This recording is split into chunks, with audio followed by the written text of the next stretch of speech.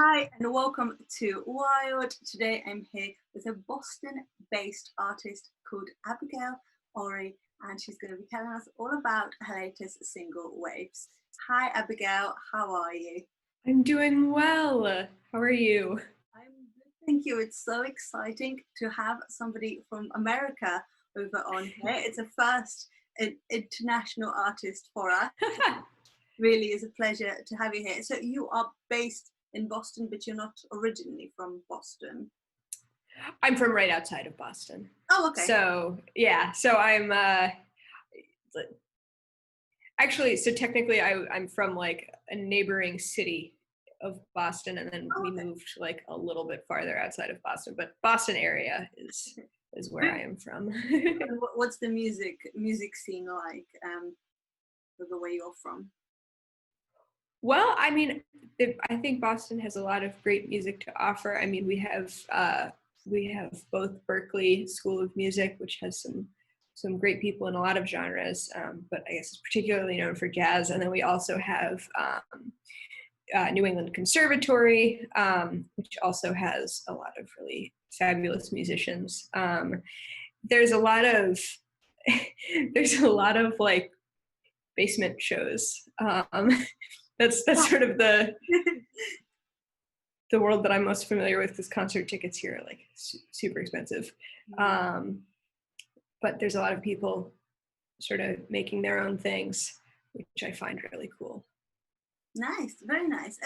And obviously with the current kind of climate in the world, things are not amazing because of COVID, obviously, and has the virus had effect on your kind of music career? Have things for you have been postponed, or you haven't been able to create because of that? Yeah, I mean, definitely. I think it's impacted everybody. I certainly was not expecting when we released the music video for Doomsday, which was my second single. Which is, by the way, amazing. If you've seen it, it's 80s inspired. I love it. I literally could not stop watching it. And it will be linked down below. Sorry to interrupt you, it just had to be said. No, thank you. I'm so glad you liked it.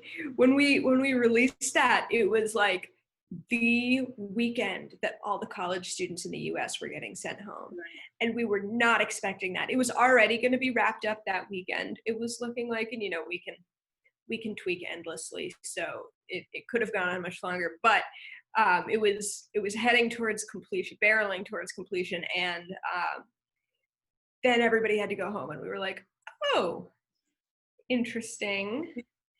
So we're releasing Doomsday on Doomsday. And then from there on, just everything gets more difficult with this pandemic. Producing music videos gets more difficult. Obviously you can't really play live. And so figuring out what to do instead of playing live, because that's normally kind of the next step after releasing some music, is to perform it for people, but trying to figure out an alternative to that, because I'm like just in the beginning phases of entering this world, just trying to get my name out there, but it's a lot harder when there is nobody out there to get my name to. Sure. Like, at least in a physical sense. And so that's been that, plus the extra, just everything taking longer because of the pandemic, are sort of the two biggest things. And you have released your new single, Waves. Now, could you please tell us everything there is about the video? The one of the main reasons I'm also asking is because obviously the video itself hasn't been released yet, and I'm assuming that is because of had to be postponed because of the pandemic. So yeah, I released a bit ago the audio, the song, Waves, which is why my background is waves. But the video, so the video got pushed back a little bit. It is a mostly animated video that follows a little little sailor dude through kind of this world of beautiful trash. And it's basically sort of him looking at his surroundings and then looking closer at his surroundings and discovering that not everything is exactly what it seemed. So it's mostly animated, I would say. It was directed by my friend Arturo Gonzalez Barrios, and he's a really great animator. But then we also included live action portions, which were me lip syncing, and my sort of character lip syncing. The idea was sort of like a narrator. I think it maybe has moved a little past that, but I'm wearing a wetsuit and a red beanie, kind of in the vein of Jacques Cousteau, right, the marine biology guy, movie guy. But then also it's a little bit of a play on, there's like a couple of Irish folk tales that also have to do with these sort of mermaid type creatures that wear seal skins and red hats. And if you steal their red hat, then they become a human and have to marry you and stuff. There's only one folktale like that I could track down, but I know it exists. But that was sort of also kind of ties in because the sailors and like sailors and mermaids and kind of thing is always two characters that go together a little bit. And with your inspiration, it does seem that a lot of your style comes from kind of 80s and 90s kind of thing. But tell us where do you get your inspiration from for music and for your style as well? So honestly, I get my inspiration from so many places. Like my music, I feel like I can point to like individual moments in the song and be like, oh, this idea came from a kind of like alternative pop flamenco group, an American roots group that I really like. And this part is completely a nod to Britney Spears, and like I feel like I get inspiration from just sort of for the sound from just kind of everything I like listening to, and have absorbed over the years. And I have very wide ranging and who are you listening taste in music now? Man, I mean, right now I am certainly listening to a lot of just sort of my all-time favorites. It's sort of a summer mood, I think. Lots of Marina and the Diamonds, or Marina now she's going by, and my favorite band, Brown Bird, which is a sort of a folky type band from Rhode Island, a little bit south of me. But then I've also been listening to a fair amount of Rosalia, and I've been listening to, so I can look. I know I've been listening to a fair amount of Billie Eilish too, or a fair amount of Billie Eilish interviews. Yeah, Billie Eilish always comes up. Whatever interview we do, she always comes up. Definitely the it inspiration at the moment. I would say, like, she didn't inspire a lot of my sound because I had never heard her before. I recorded all my music without ever having heard her music. I didn't hear it until after I recorded, and somebody was like, oh, you would like Billie Eilish, like based on sort of your style, you would like Billie Eilish. And I was like, oh, okay, I'll check her out. Tash Sultana also is one of my favorites, and she released a new song I only found it a few days ago. I think it was released a little earlier than that, called Through the Valley, and I've been playing that on repeat. But she's also sort of got a little bit of a like folky meets, it's like jam band type deal, but she's really, really good, really incredible instrumentalist.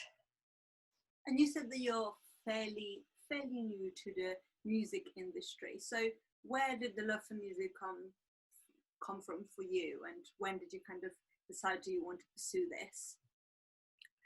You know, I've just been like a fan of music my whole life. I mean, I was raised around a lot of music. My dad is the person who kickstarted my music taste with his extensive CD collection. And you know, my mom has a big record collection, and my mom is a very musical person as well. The choreographer, right? Or yeah, she was a choreographer. She's also sort of like a little bit of a like an amateur folk musician, and she's a really great percussionist, which I am not. And she was singing in choirs and just, you know, loves singing too. And whenever we're with her family, we always like get together and sing. And then my dad really has a passion for guitar. And so it was always kind of around me. And I originally was into theater, I think just because I had some friends who were really interested in theater. But it wasn't my preferred kind of schedule, I guess, like the number of hours that people would put into sitting and doing nothing at a rehearsal was difficult for me with attention span issues. But I think around my freshman or sophomore year of high school, I really started writing songs with lyrics and thinking like, oh, you know, I can bring something to this. Like I have something that I feel like sharing in this regard. And so that was sort of my introduction to that. But of course, I didn't really get started with seriously pursuing it until about last year. And continue into later on this year, because we have a source that you'll be releasing an EP, hopefully the end of this year. Tell us, what can we expect from it? That is true. I will be releasing my debut EP in September,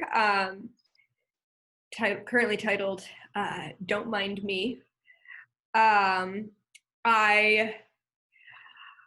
So it's got, you know, some of the songs that I already have released on it, but it's got one that I think will be, I think it has like more of a poppy sound, but it really, I think it's a nice compliment both to Waves and Doomsday, because it has sort of the pop side that Waves has, but it has kind of the like murky emotions and the rhythm that Doomsday has. So that one's on there. And then there's another one. This one has been for the, you know, the friends and family and everybody that I've played my music to. This has been the most polarizing song. People either love it or they hate it, and there's not really much in between. And it has been actually surprising to me who has loved it and who has hated it. It hasn't gone along with what I expected.